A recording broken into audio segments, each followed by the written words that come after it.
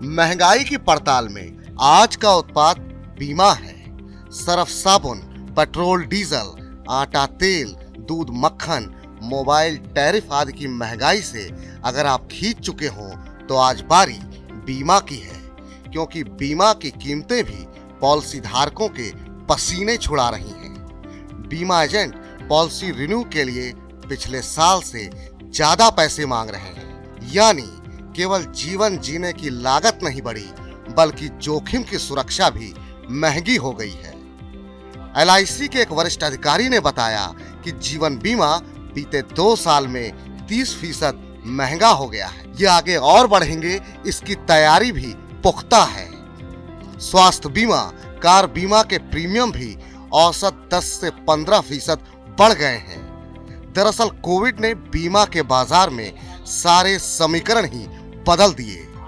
Corona से पहले न कभी इतने दावे आए, न ग्राहक बीमा के प्रति इतने जागरूक हुए। नजीर के तौर पर स्वास्थ्य बीमा को ही ले लीजिए।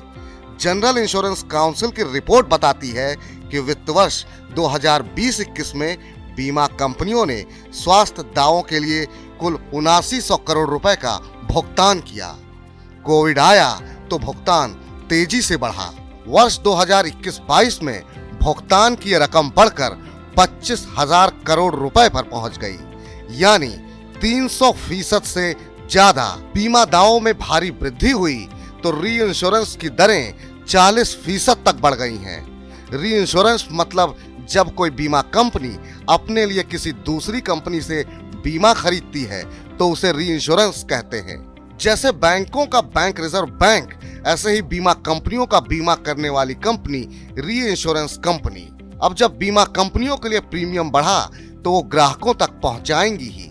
हालांकि जनरल इंश्योरेंस कंपनियों की शीर्ष संस्था जनरल इंश्योरेंस काउंसिल के महासचिव MN शर्मा कहते हैं कि कोविड काल में दावों के भुगतान को लेकर स्वास्थ्य बीमा कंपनियां दबाव में हैं। नियमों के तहत स्वास्थ्य बीमा कंपनियां 3 साल के अंतराल पर प्रीमियम बढ़ा सकती हैं, लेकिन इसके लिए उन्हें बीमा नियामक IRDA से मंजूरी लेनी होती है। बढ़ते दावों के भुगतान से राहत के लिए कंपनियों ने IRDA से प्रीमियम बढ़ाने के लिए कई बार मांग की, लेकिन कोरोना काल में स्वास्थ्य बीमा के प्रीमियम में कोई इजाफा नहीं हुआ है। IRDA ने यह मामला हर बार टाल दिया। यह मामला अभी भी IRDA के पास विचाराधीन है। स्वास्थ्य बीमा के प्रीमियम में कितनी बढ़ोतरी होगी, इस बारे में अभी कुछ कहा नहीं जा सकता। MN शर्मा आगे ये भी कहते हैं कि गाड़ियों के थर्ड पार्टी इंश्योरेंस का प्रीमियम भी पिछले 3 साल से नहीं बढ़ा है। उद्योग की मांग के बाद केंद्रीय सड़क एवं परिवहन मंत्रालय ने राय मांगी है। उम्मीद है कि थर्ड पार्टी इंश्योरेंस के प्रीमियम में 1 से 2% की बढ़ोतरी हो सकती है।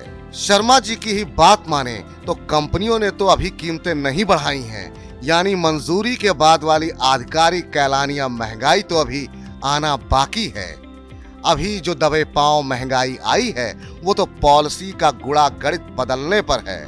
पॉलिसी का गुणा गणित मतलब उम्र बढ़ गई, वजन ज्यादा है, सिगरेट शराब का सेवन करते हैं। जीवन बीमा के बाजार पर हाल में SBI रिसर्च की एक रिपोर्ट भी आई है, जिसमें देश में बीमा की पहुंच धीमी गति से बढ़ने पर चिंता जताई गई है। देश में बीमा पहुंच बढ़ने की दर 2001-2 में 2.72% थी, जो 2020-21 में बढ़कर 4.20% हो पाई है।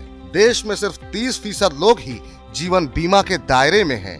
हालांकि कोविड के बाद बीमा लेने वालों की तादाद बढ़ी है। मार्च में जीवन बीमा कंपनियों का नया बिजनेस प्रीमियम 37% बढ़कर 59,608 करोड़ रुपए हुआ। रिपोर्ट में यह भी सुझाव दिया गया है कि बीमा का दायरा बढ़ाने के लिए सरकार को टर्म और हेल्थ इंश्योरेंस पर GST की दर घटाकर 0 या 5% कर देनी चाहिए। अभी बीमा खरीदने के लिए 18% GST चुकाना पड़ता है। मनी 9 के लिए देवेंद्र शर्मा।